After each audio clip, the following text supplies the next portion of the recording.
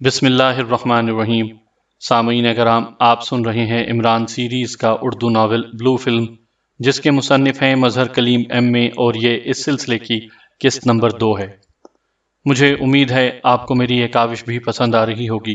آپ نے اگر ابھی تک میرا چینل کہانی گھر سبسکرائب نہیں کیا تو ابھی میرے چینل کو سبسکرائب کر کے بیل نوٹیفیکیشن آن کر لیجئے تاکہ آنے والی ہر نئی کہانی کی اطلاع بر وقت آپ تک پہنچ سکے۔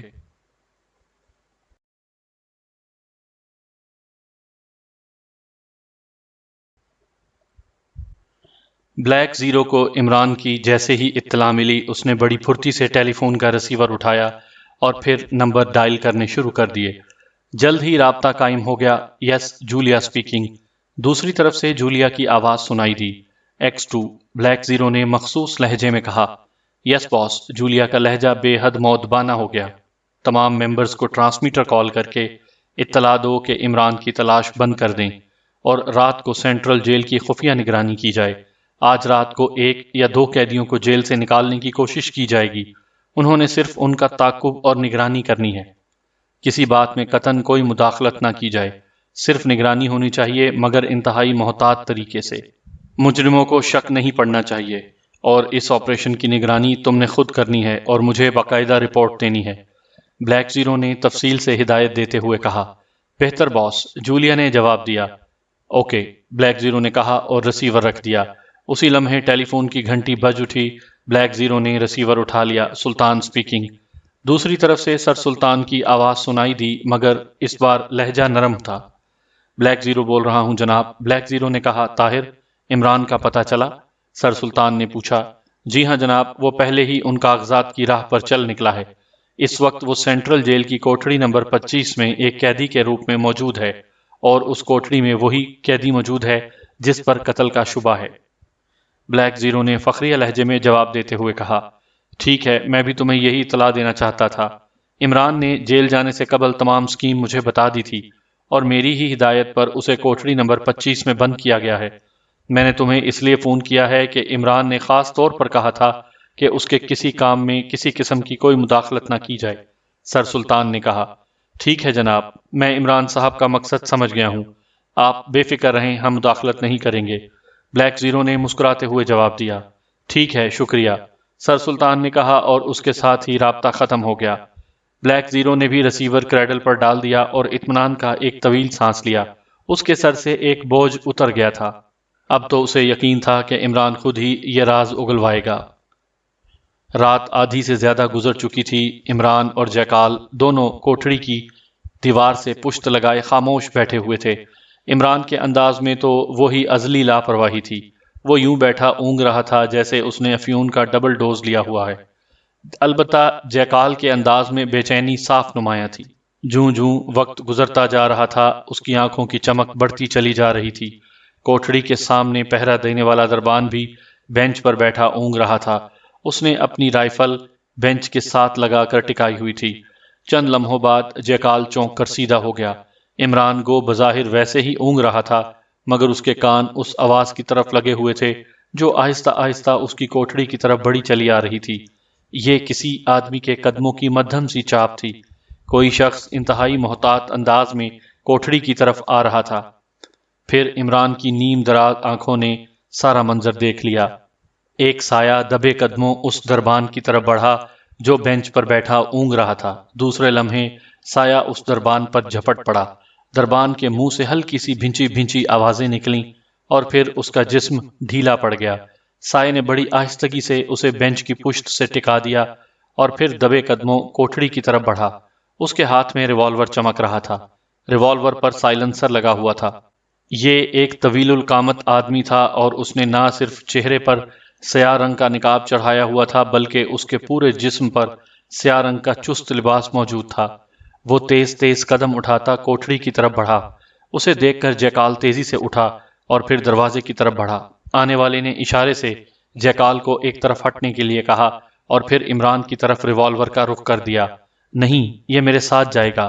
جیکال کی تیز سرگوشی ابھری۔ نہیں، ہم یہ رسک نہیں لے سکتے۔ سایہ کی زہریلی سرگوشی ابھری، مگر جیکال اس دوران عمران کے سامنے آ چکا تھا۔ جو میں کہہ رہا ہوں وہ کرو، ورنہ میں سودے سے مکر بھی سکتا ہوں۔ جیکال کے لہجے میں سانپ کسی پھنکار تھی۔ کیا یہ راضی ہے؟ سائے نے دبے لہجے میں پوچھا۔ اس کے لہجے سے صاف معلوم ہو رہا تھا کہ اس نے بڑی مشکل سے اپنا غصہ ضبط کیا ہے۔ ہاں جلدی کرو، وقت ضائع مت کرو، جیکال نے کہا، اور سائے نے بڑی پھرتی سے ہاتھ میں پکڑی ہوئی چابی تالے میں ڈال کر گھما دی۔ چابی شاید وہ دربان کی جیب سے نکال چکا تھا۔ عمران چلو اٹھو، مگر خاموشی سے، جیکال نے عمران کو آہستہ سے ہلاتے ہوئے دبے لہجے میں کہا۔ کہاں؟ عمران نے ہڑبڑاتے ہوئے کہا، مگر جیکال نے تیزی سے اس کے منہ پر ہاتھ رکھ دیا۔ خبردار کوئی آواز نہ نکلے ورنہ یہیں ڈھیر کر دوں گا، جیکال نے انتہائی سرد لہجے میں کہا۔ او ڈھیر؟ کس کا ڈھیر؟ روپوں کا مگر عمران نے بوکھلاتے ہوئے کہنا چاہا۔ خاموش رہو، جیکال نے پہلے سے زیادہ سرد لہجے میں کہا، اور عمران سہم کر خاموش ہو گیا۔ اس دوران آنے والا سایہ دروازہ کھول چکا تھا۔ پھر جیکال نے عمران کا بازو پکڑا اور اسے تقریباً گھسیٹتا ہوا کوٹھڑی سے باہر لے آیا۔ وہ دبے قدموں سائے کی رہنمائی میں جیل کی شمالی دیوار کی طرف بڑھتے چلے گئے۔ جیل پر مکمل سناٹا چھایا ہوا تھا، صرف پہرے داروں کے قدموں کی آوازیں سنائی دے رہی تھیں، مگر اس طرف کوئی پہرے دار نہ تھا۔ جیل کی دیوار میں ایک کافی بڑا سوراخ موجود تھا، جس کی دوسری طرف سیاہ رنگ کا پردہ لگا دیا گیا تھا تاکہ دور سے معلوم نہ ہو سکے، اور پھر سائے کی رہنمائی میں وہ سوراخ سے باہر نکلتے چلے گئے۔ دیوار کے ساتھ ساتھ وہ تیزی سے زمین پر سینے کے بل رینگتے ہوئے آگے بڑھتے چلے گئے۔ یہاں کافی بڑی بڑی جھاڑیاں تھیں، اس لیے انہیں چھپنے میں آسانی رہی۔ کافی دور جانے کے بعد وہ ایک سڑک پر پہنچ گئے۔ جیسے ہی وہ سڑک پر پہنچے، ایک درخت کی آڑ سے ایک سیاہ سایہ باہر نکلا۔ اوکے، انہیں آزاد کروانے والے سائے نے دبے لہجے میں پوچھا۔ آل اوکے، آنے والے نے جواب دیا، اور پھر وہ سب تیزی سے سڑک کراس کر کے دوسری طرف موجود کالونی کی درمیانی گلیوں میں گھستے چلے گئے۔ مختلف گلیوں سے گزرنے کے بعد وہ ایک اور سڑک پر پہنچ گئے، اور پھر جلد ہی وہ سیاہ رنگ کی ایک بڑی سی کار کے قریب پہنچ گئے۔ کار میں ڈرائیور موجود تھا، اور کار کا انجن سٹارٹ تھا، مگر اس کا سائلنسر اتنا نفیس تھا کہ انجن کی ہلکی سی آواز بھی نہ ابھری۔ ان کی رہنمائی کرنے والے سائے نے پھرتی سے کار کا پچھلا دروازہ کھولا، اور پھر عمران اور جیکال کار میں گھستے چلے گئے۔ نقاب پوش پھرتی سے اگلی سیٹ پر بیٹھ گیا اور باہر کھڑے ساتھی سے کہا کہ وہ ہیڈ کوارٹر رپورٹ دے دے، اور اس کے ساتھ ہی کار ایک جھٹکے سے آگے بڑھ گئی۔ نقاب پوش نے کار میں بیٹھتے ہی نقاب اتار لیا، اور پھر اس نے سیٹ پر سے ایک بنڈل اٹھا کر پیچھے بیٹھے جیکال کی طرف بڑھاتے ہوئے کہا، اس میں کمبل ہے، دونوں اوڑھ لو تاکہ جیل کی وردی چھپ جائے۔ جیکال نے پھرتی سے کمبل کھول کر اپنے اور عمران کے گرد لپیٹ لیا۔ کار انتہائی تیز رفتاری سے دوڑتی چلی جا رہی تھی۔ عمران نے بیک مرر پر اچٹتی ہوئی نظر ڈالی، مگر اسے کوئی گاڑی تعاقب میں نظر نہ آئی۔ عمران نے آنکھیں بند کیں اور کار کی پشت سے ٹیک لگا کر دوبارہ اونگنے لگا۔ کار خاصی تیز رفتاری سے بڑھتی چلی جا رہی تھی، اور کار میں مکمل خاموشی طاری تھی۔ اسے ساتھ لانے کی کیا ضرورت تھی؟ اچانک آگے بیٹھے ہوئے شخص نے جرمن زبان میں جیکال سے مخاطب ہو کر کہا، تم اس بات کی فکر مت کرو، اس کی ضرورت میں سمجھتا ہوں۔ جیکال نے بھی جرمن زبان میں جواب دیا۔ عمران بدستور اونگ رہا تھا، اس کے چہرے پر کوئی تاثر نہ تھا۔ مگر میں اسے پوائنٹ پر نہیں لے جا سکتا جب تک باس کا حکم نہ ہو، آگے بیٹھے ہوئے آدمی نے کہا۔ تم جانو اور تمہارا باس، بہرحال جہاں میں جاؤں گا یہ بھی ساتھ ہی جائے گا۔ ویسے تم بے فکر رہو، یہ بالکل بے ضرر آدمی ہے، جیکال نے سرد لہجے میں کہا۔ چند لمحوں تک کار میں خاموشی طاری رہی، پھر آگے بیٹھے ہوئے شخص نے ڈیش بورڈ کا ایک بٹن دبایا اور جرمن زبان میں کہنے لگا، ہیلو ہیلو، جیرالڈ سپیکنگ باس، اوور۔ یس باس سپیکنگ، اوور۔ دوسری طرف سے ایک بھررائی ہوئی آواز سنائی دی۔ عمران سمجھ گیا کہ کوئی شخص دانستہ آواز بدل کر بات کر رہا ہے۔ باس، مشن کامیاب رہا ہے، کوئی مشکل پیش نہیں آئی، مگر جیکال اپنے ساتھ ایک قیدی کو بھی لے آیا ہے اور بضد ہے کہ وہ اسے بھی پوائنٹ پر ہمراہ لے جائے گا، اوور، جیرالڈ نے کہا۔ اوہ، مگر وہ کون ہے؟ ایسا ناممکن ہے، اوور۔ باس کا لہجہ غصیلا تھا۔ میں نے یہی بات جیکال سے کہی ہے، مگر وہ کہتا ہے کہ اگر اس کی بات نہ مانی گئی تو سودا نہیں ہوگا، اوور، جیرالڈ نے جواب دیا۔ جیکال سے بات کراؤ، اوور۔ چند لمحوں کی خاموشی کے بعد باس کی آواز سنائی دی، یس جیکال سپیکنگ، اوور۔ جیکال نے منہ آگے کرتے ہوئے کہا، مسٹر جیکال، ہم کسی اجنبی کو پوائنٹ پر لے جانے کا رسک نہیں لے سکتے، اوور۔ باس کے لہجے میں تلخی تھی۔ میں بھی تو اجنبی ہوں، پھر مجھے کیوں لے جایا جا رہا ہے؟ بہرحال یہ میرا فیصلہ ہے کہ اجنبی میرے ساتھ جائے گا، اور یہ بھی بتا دوں کہ ہو سکتا ہے کہ اس کی موجودگی تمہارے لیے فائدہ مند ثابت ہو۔ اوور۔ جیکال نے فیصلہ کن لہجے میں کہا۔ مگر یہ ہے کون؟ اوور۔ باس کا لہجہ الجھا ہوا تھا۔ یہ وہیں پوائنٹ پر بتاؤں گا۔ اوور۔ جیکال نے مختصر سا جواب دیا۔ اوکے، اگر تمہاری تسلی ہے تو ٹھیک ہے۔ جیرالڈ، اس اجنبی کو بھی ہمراہ لے آؤ۔ اوور۔ باس نے کہا۔ بہت بہتر باس۔ اوور۔ جیرالڈ نے جواب دیا۔ اوور اینڈ آل، دوسری طرف سے کہا گیا، اور جیرالڈ نے ہاتھ بڑھا کر بٹن آف کر دیا۔ کار اب دارالحکومت کے جنوبی حصے میں موجود پہاڑی سلسلے میں دوڑتی چلی جا رہی تھی۔ یہ سڑک گو بے حد تنگ تھی، مگر ڈرائیور ایسے اطمینان سے کار چلا رہا تھا جیسے وہ اس سڑک پر ڈرائیونگ کا عادی ہو۔ عمران نے ایک بار پھر بیک مرر پر نظر ڈالی، مگر دور تک سڑک خالی تھی۔ کافی چڑھائی چڑھنے کے بعد آخر ایک موڑ مڑتے ہی ڈرائیور نے گاڑی روک دی، اور جیرالڈ نے جیب میں ہاتھ ڈال کر ایک چپٹا سا باکس نکالا اور چٹان کی طرف بڑھ گیا۔ چند لمحوں بعد وہ واپس آ گیا، اور پھر جیسے ہی وہ کار میں بیٹھا، ایک چٹان کسی صندوق کے ڈھکن کی طرح اٹھتی چلی گئی، اور پھر ڈرائیور نے کار موڑ کر اس چٹان کے اٹھنے سے بننے والے راستے کی طرف بڑھا دی۔ سیکرٹ سروس کے ممبران سینٹرل جیل کے گرد پھیلے ہوئے تھے۔ وہ سب سیاہ لباسوں میں ملبوس تھے۔ ان سب کے ہاتھوں میں ٹامی گنیں تھیں۔ جولیا انہیں کنٹرول کر رہی تھی، اور اس نے سب کو خصوصی ہدایات دے کر مخصوص زاویوں پر چھپا دیا تھا۔ اب سینٹرل جیل سے نکلنے والا کوئی پرندہ بھی ان کی نظروں سے نہیں چھپ سکتا تھا۔ جولیا نے جیل سے نکلنے والوں کی نگرانی کے لیے خصوصی انتظامات کیے تھے، اور خود جولیا جیل کے شمالی حصے کی طرف ایک درخت کے اوپر چڑھی ہوئی تھی۔ اس نے آنکھوں سے نائٹ ٹیلیسکوپ لگائی ہوئی تھی۔ اس خصوصی دوربین سے رات کو بھی اتنے اچھے طریقے سے دیکھا جا سکتا تھا جیسے دن میں۔ ویسے بھی وہ اتنی اونچائی پر تھی کہ دور دور تک اس کی نظریں کام کر رہی تھیں۔ پھر نزدیکی کالونی کے مین روڈ پر اسے ایک کار رکتی نظر آئی۔ کار کی ہیڈ لائٹس بند تھیں۔ کار کے رکتے ہی اس میں سے دو سائے باہر نکلے اور تیزی سے دوڑتے ہوئے کالونی کی گلیوں میں غائب ہو گئے۔ تھوڑی دیر بعد وہ دونوں کالونی کے اس سرے پر نظر آئے جو جیل کے شمالی حصے کے رخ پر تھا۔ یہاں جیل کی دیوار تک بڑی بڑی جھاڑیاں تھیں۔ وہ دونوں جھاڑیوں میں رینگتے ہوئے جیل کی دیوار تک بڑھتے چلے گئے۔ جولیا کی تیز نظریں ان دونوں پر جمی ہوئی تھیں۔ اس نے ایک ہاتھ سے دوربین کو تھاما اور دوسرے ہاتھ سے گلے میں لٹکے ہوئے ایک چھوٹے سے ٹرانسمیٹر کا بٹن آن کر کے اسے منہ سے لگایا۔ ہیلو سفتر، جولیا سپیکنگ۔ دو آدمی جیل کے شمالی حصے کی طرف بڑھ رہے ہیں۔ اوور۔ جولیا نے دھیمے لہجے میں کہا۔ ہاں مس جولیا، میں دیکھ رہا ہوں۔ یہ کالونی کی طرف سے آئے ہیں۔ اوور۔ دوسری طرف سے سفتر کی آواز سنائی دی۔ یہ ایک بڑی سی سیاہ رنگ کی کار میں آئے ہیں جو کالونی کے مین روڈ پر تیسرے بلاک کے قریب کھڑی ہے، اور شاید ڈرائیور اس میں ابھی تک موجود ہے۔ اوور، جولیا نے بتایا۔ پھر جولیا، ان کی واپسی میں نگرانی کیسے ہوگی؟ اوور، سفتر نے تشویش بھرے لہجے میں کہا۔ بے فکر رہو، میں نے مکمل انتظام کر لیا ہے۔ اوور اینڈ آل، جولیا نے کہا، اور اس کے ساتھ ہی رابطہ ختم کر دیا۔ آنے والے جیل کی دیوار سے چمٹے ہوئے تھے، اور انہوں نے کوئی مشین دیوار سے چسپاں کر رکھی تھی۔ پھر جولیا کے دیکھتے ہی دیکھتے جیل کی کچی دیوار میں ایک خاصا بڑا سوراخ ہو گیا، اور ایک آدمی اس سوراخ سے اندر داخل ہو گیا، جبکہ دوسرے نے انتہائی پھرتی سے اس سوراخ کے آگے سیاہ رنگ کا کپڑا تان دیا، اور پھر مشین اٹھائے تیزی سے پیچھے ہٹتا چلا گیا۔ پیچھے ہٹتے ہٹتے وہ جھاڑیوں کو پار کر کے ایک درخت کی آڑ میں آ کر رک گیا۔ مشین اس نے کمر سے باندھ لی تھی۔ تقریباً 15 منٹ بعد جیل کی دیوار پر تنے ہوئے سیاہ کپڑے میں حرکت ہوئی، اور وہ ایک طرف ہٹ گیا۔ چند لمحوں بعد اس سوراخ میں سے یکے بعد دیگرے 3 افراد باہر آ گئے۔ پہلے ایک قوی ہیکل شخص باہر آیا، اس کے بعد ایک نوجوان، اور جولیا چونک پڑی کیونکہ نوجوان عمران تھا اور وہ اپنی اصلی شکل میں تھا۔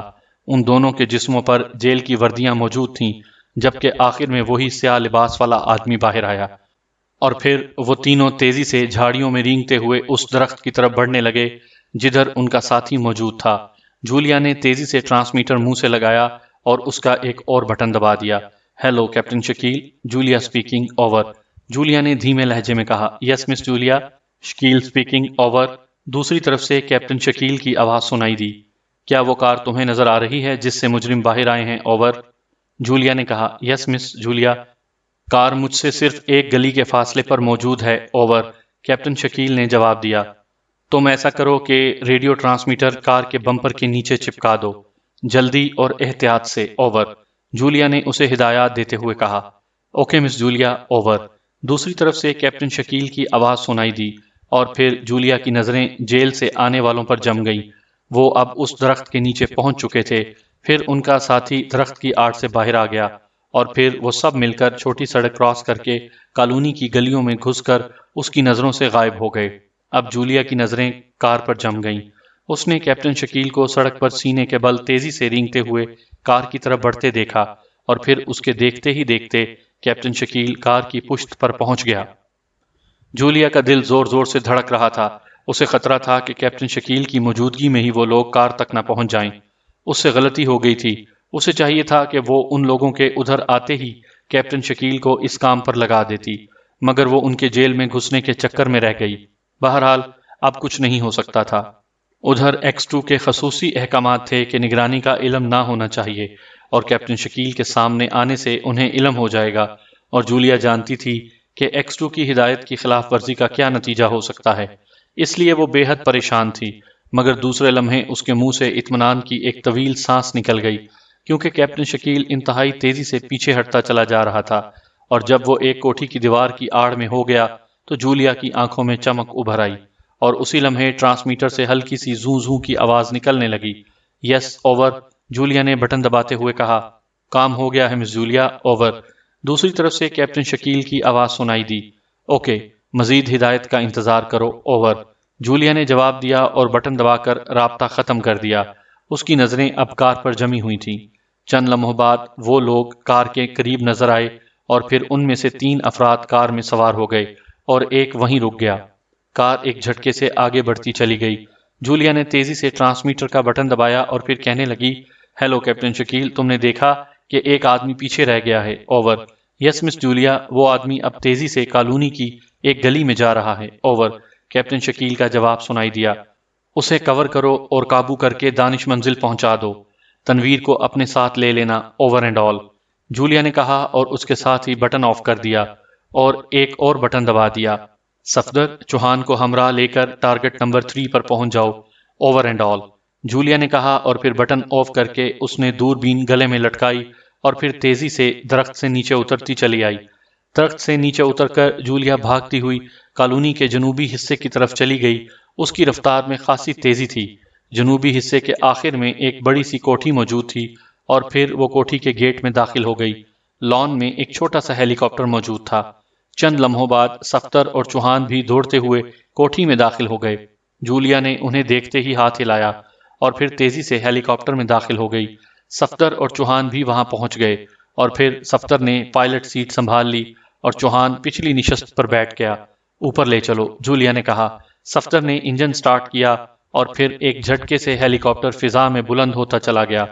ہیلی کاپٹر کا رنگ سیاہ تھا اور وہ انتہائی تیزی سے فضا میں بلند ہوتا چلا جا رہا تھا۔ کافی بلندی پر پہنچ کر صفدر نے ہیلی کاپٹر کو جولیا کی ہدایت پر جنوبی حصے کی طرف بڑھا دیا۔ جولیا نے جیب سے ایک چھوٹا سا باکس نکالا اور پھر اس کے کونے میں لگا ہوا ایک بٹن دبا دیا۔ باکس کے اوپر ایک ڈائل روشن ہو گیا اور ایک سرخ رنگ کی سوئی تیزی سے مختلف حصوں کی طرف حرکت کرنے لگی۔ کار شہر سے باہر پہاڑیوں کی طرف جا رہی ہے، جولیا نے کہا اور صفدر نے ہیلی کاپٹر ادھر بڑھا دیا اور پھر جولیا نے نائٹ ٹیلیسکوپ آنکھوں سے لگا لی۔ تھوڑی دیر بعد سڑک پر دوڑتی ہوئی سیاہ رنگ کی کار اسے نظر آ گئی۔ جولیا صفدر کو ہدایت دیتی چلی گئی اور کار کا تعاقب جاری رہا۔ مس جولیا، یہ قیدی کون ہیں؟ صفدر نے جولیا سے مخاطب ہو کر کہا۔ دوسرے کو تو میں نہیں جانتی، البتہ ان میں سے ایک عمران ہے، جولیا نے جواب دیا۔ ارے! صفدر اور چوہان دونوں بری طرح چونک پڑے۔ عمران جیل میں کیسے پہنچ گیا؟ صفدر نے حیرت زدہ لہجے میں کہا۔ خدا بہتر جانتا ہے، جولیا نے مختصر سا جواب دیا اور صفدر خاموش ہو گیا، کیونکہ وہ سمجھ گیا تھا کہ جولیا کو بھی تفصیل کا علم نہیں ہے۔ کار پہاڑی سڑک پر دوڑتی ہوئی ایک موڑ مڑ کر رک گئی اور ایک آدمی کار سے نیچے اترا اور ایک چٹان کی طرف بڑھ گیا اور پھر وہ جلد ہی واپس کار میں آ گیا۔ چند لمحوں بعد چٹان کسی ڈھکن کی طرح اٹھتی چلی گئی اور پھر ان کے دیکھتے ہی دیکھتے کار مڑ کر اس چٹان کے اندر داخل ہو گئی اور چٹان دوبارہ برابر ہو گئی اور اب سڑک بالکل صاف تھی۔ جولیا نے ایک طویل سانس لیتے ہوئے ٹرانسمیٹر کا ایک اور بٹن دبایا، X2 اوور۔ چند لمحوں بعد دوسری طرف سے X2 کی مخصوص آواز سنائی دی، جولیا اسپیکنگ سر، اوور۔ جولیا نے مودبانہ لہجے میں کہا، رپورٹ، اوور۔ X2 نے پوچھا اور جولیا نے اب تک کی تمام تفصیل سنا دی۔ اوکے، تم اس چٹان کی نگرانی جاری رکھو، میں تمہیں بعد میں ہدایات دوں گا۔ Over and all. X2 نے کہا اور رابطہ ختم کر دیا۔ جولیا نے ایک طویل سانس لیتے ہوئے بٹن آف کر دیا۔ ہیلی کاپٹر فضا میں ایک جگہ رکا ہوا تھا اور جولیا کی نظریں اس چٹان پر جمی ہوئی تھیں۔ کار چٹان کے اوپر اٹھنے سے پیدا ہونے والی راستے میں داخل ہوئی اور پیچھے چٹان بند ہو گئی۔ کار ایک فرلانگ تک دوڑتی چلی گئی اور پھر رک گئی۔ سامنے ایک اور چٹان نے راستہ روکا ہوا تھا۔ جیرالڈ تیزی سے کار سے اترا اور اس نے چٹان کے ایک کونے پر اپنا انگوٹھا رکھ کر زور سے دبایا اور چٹان الماری کے پٹ کی طرح کھلتی چلی گئی۔ اندر ایک کافی بڑا ہال نظر آ رہا تھا۔ ٹامی گنوں سے مسلح 4 افراد چٹان ہٹتے ہی سامنے آ گئے اور انہوں نے کار کو کور کر لیا۔ پھر جیرالڈ کے کہنے پر جیکال اور عمران کار سے نیچے اتر آئے اور پھر مسلح افراد کی نگرانی میں وہ ہال میں داخل ہو گئے۔ ہیلو جیرالڈ، کامیابی پر مبارکباد قبول کرو، ایک نوجوان نے آگے بڑھ کر جیرالڈ سے مخاطب ہو کر کہا۔ تھینک یو ورنر، جیرالڈ نے مسکراتے ہوئے جواب دیا۔ اوہ، تشریف لائیے مسٹر جیکال، ورنر نے جیکال سے مخاطب ہو کر کہا، اور پھر وہ ایک دیوار کی طرف بڑھتا چلا گیا۔ اس نے دیوار پر لگا ہوا ایک بٹن دبایا اور دیوار ایک طرف ہٹ گئی اور سامنے سیڑھیاں نیچے جا رہی تھیں۔ وہ سب اس کی رہنمائی میں سیڑھیاں اترتے چلے گئے۔ سیڑھیوں کے اختتام پر ایک بڑا سا کمرہ تھا۔ وہ جب کمرے میں داخل ہوئے تو راستہ پیچھے سے بند ہو گیا۔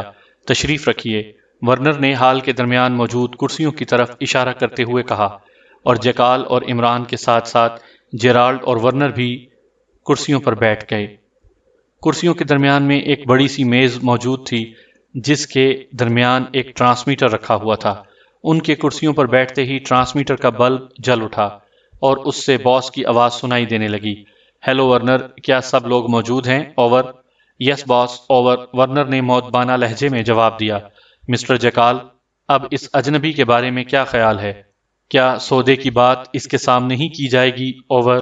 باس نے اس بار براہ راست جیکال سے مخاطب ہو کر کہا۔ مسٹر باس، آپ کو اس ملک میں کام کرتے ہوئے کتنا عرصہ ہو گیا ہے؟ اوور۔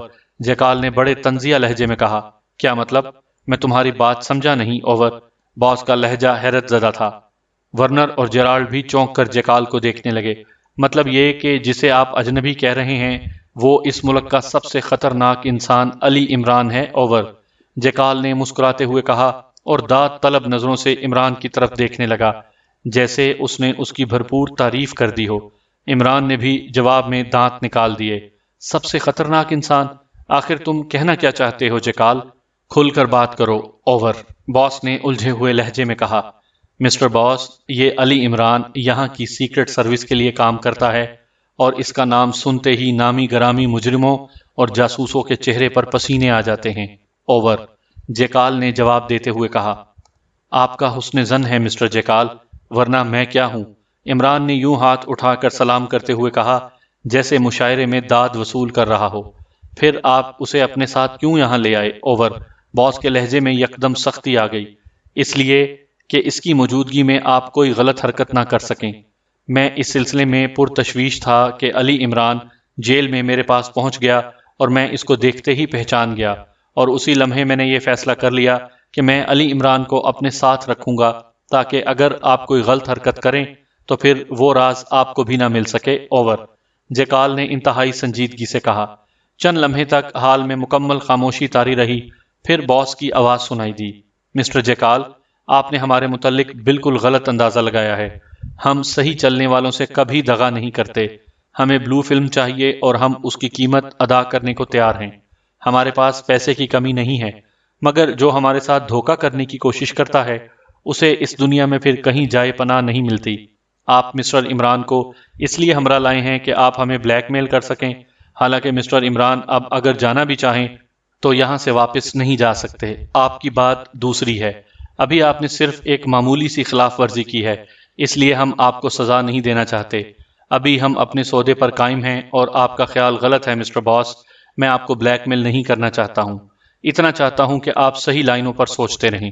باقی رہی مسٹر عمران کی بات تو مجھے اس کی پرواہ نہیں، عمران جانے اور آپ۔ اوور۔ جیکال نے بڑی لاپرواہی سے جواب دیا۔ ٹھیک ہے مسٹر جیکال، اب آپ وہ بلو فلم میرے نمائندے ورنر کے حوالے کر دیں اور رقم کا چیک اس سے وصول کر لیں۔ اس کے بعد آپ جہاں جانا چاہیں گے پہنچا دیا جائے گا۔ اوور۔ باس نے فیصلہ کن لہجے میں کہا، آپ کو غلط فہمی ہوئی ہے مسٹر باس کہ وہ فلم میں اپنے ساتھ لیے پھرتا ہوں۔ ایسا ہوتا تو اب تک یقیناً وہ فلم مجھ سے حاصل کر لی گئی ہوتی۔ اوور۔ جیکال نے بڑے مطمئن لہجے میں کہا۔ تو پھر؟ اوور۔ باس نے ایک بار پھر الجھے ہوئے لہجے میں پوچھا۔ پھر کیا؟ رقم کا چیک میرے حوالے کیجئے، میں وہ جگہ بتا دیتا ہوں، آپ وہ فلم وہاں سے حاصل کر لیں اور اس کے بعد مجھے باہر بھجوا دیں، بات ختم۔ اوور۔ جیکال نے جواب دیا۔ اوکے، ٹھیک ہے مسٹر ورنر، آپ مسٹر جیکال کو $20 کروڑ کا چیک دے دیں۔ اوور۔ باس نے کہا۔ ورنر نے میز کی دراز کھینچی اور پھر اس میں ہاتھ ڈال کر ایک چیک نکالا اور جیکال کے حوالے کر دیا۔ جیکال نے بغور چیک کو دیکھا، پھر اس کے لبوں پر مسکراہٹ دوڑ گئی۔ اس چیک کو بڑی احتیاط سے طے کر کے جیب میں ڈال لیا۔ آپ نے چیک وصول کر لیا مسٹر جیکال؟ اوور۔ باس نے پوچھا۔ ہاں، مجھے چیک مل گیا ہے اور میں مطمئن ہوں۔ اوور۔ جیکال نے مطمئن لہجے میں جواب دیا۔ اب آپ وہ جگہ مجھے بتا دیں جہاں وہ فلم موجود ہے۔ اوور۔ باس نے پر اشتیاق لہجے میں پوچھا۔ کیوں مسٹر علی عمران، بتا دوں؟ تمہیں کوئی اعتراض تو نہیں؟ جیکال نے مسکراتے ہوئے عمران سے مخاطب ہو کر کہا۔ بتا دو، مجھے کیا پرواہ ہو سکتی ہے، بس یہ خیال رکھنا کہ وہ جگہ پولیس انسپکٹر نیازی کی جیپ نہیں ہونی چاہیے۔ عمران نے یوں مسکراتے ہوئے جواب دیا جیسے اسے اس راز کی یکسر پرواہ نہ ہو۔ تو ٹھیک ہے مسٹر باس، بلو فلم ایئرپورٹ کے VIP روم کے غسل خانے کی فلش ٹینکی کے اندر موجود ہے۔ اوور۔ جیکال نے بتایا۔ اوکے، تھینک یو، میں ابھی اسے حاصل کرتا ہوں، تم میری کال کا انتظار کرو۔ Over and all. باس نے پر مسرت لہجے میں کہا اور اس کے ساتھ ہی ٹرانسمیٹر کا بلب بجھ گیا۔ کمرے میں ایک بار پھر گھمبیر خاموشی چھا گئی۔ مسٹر جیکال، آپ کو غلط فہمی ہوئی ہے، وہ فلم اس فلش ٹینکی میں نہیں ہے۔ چند لمحوں کی خاموشی کے بعد عمران نے سکوت توڑتے ہوئے کہا، اور اس کے انکشاف نے جیسے کمرے میں بم کا دھماکہ کر دیا ہو۔ سب لوگ بے اختیار اچھل پڑے۔ کیا مطلب؟ میں نے تو اسے وہیں چھوڑا تھا۔ جیکال کا چہرہ یکدم زرد پڑ گیا۔ چھوڑا ہوگا، مگر میں اس ٹینکی کو خود چیک کر چکا ہوں، وہ وہاں پر موجود نہیں ہے۔ عمران نے لاپرواہی سے جواب دیا۔ تو پھر کون لے گیا؟ جیکال نے ہکلاتے ہوئے کہا۔ اس کی حالت سے محسوس ہو رہا تھا جیسے کسی نے اس کے جسم کا تمام خون نچوڑ لیا ہو۔ مجھے کیا معلوم؟ اگر مجھے معلوم ہوتا تو میں خواہ جیلر بندے علی خان کی گھرکیاں سننے جیل میں جاتا۔ عمران نے کندھے اچکاتے ہوئے کہا۔ اوہ، یہ تو بہت برا ہوا، بہت ہی برا ہوا۔ اب کیا ہوگا؟ وہ فلم بے حد قیمتی ہے، بے حد قیمتی، جیکال نے ہاتھ ملتے ہوئے کہا، اور اس کے چہرے پر شدید الجھن اور خوف کے تاثرات تھے۔ مسٹر جیکال، ہو سکتا ہے آپ نے ہمیں دھوکہ دیا ہو۔ آپ جانتے ہیں اس کا نتیجہ کیا نکلے گا؟ اچانک ورنر نے سخت لہجے میں جیکال سے کہا۔ نہیں، مجھے دھوکہ دینے کی کیا ضرورت ہے؟ مجھے اس کی معقول قیمت وصول ہو گئی ہے، پھر میں دھوکہ کیوں دوں گا؟ میں نے تو اسے وہیں چھوڑا تھا، میرا خیال تھا کہ وہ جگہ محفوظ ہے۔ جیکال نے الجھے ہوئے لہجے میں کہا۔ کمرے میں ایک بار پھر خاموشی طاری ہو گئی، جو کافی طویل رہی، اور آخرکار ٹرانسمیٹر کا بلب ایک بار پھر جل اٹھا۔ مسٹر جیکال، آپ کا شکریہ، بلو فلم ہمیں موصول ہو گئی ہے۔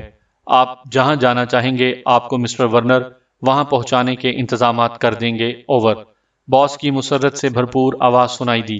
مگر باس، عمران نے ابھی بتایا ہے کہ وہ یہ فلش ٹینکی چیک کر چکا ہے، وہ فلم وہاں نہیں تھی۔ اوور۔ ورنر نے تیز لہجے میں کہا۔ نہیں، وہ غلط کہہ رہا ہے، فلم مجھے موصول ہو گئی ہے۔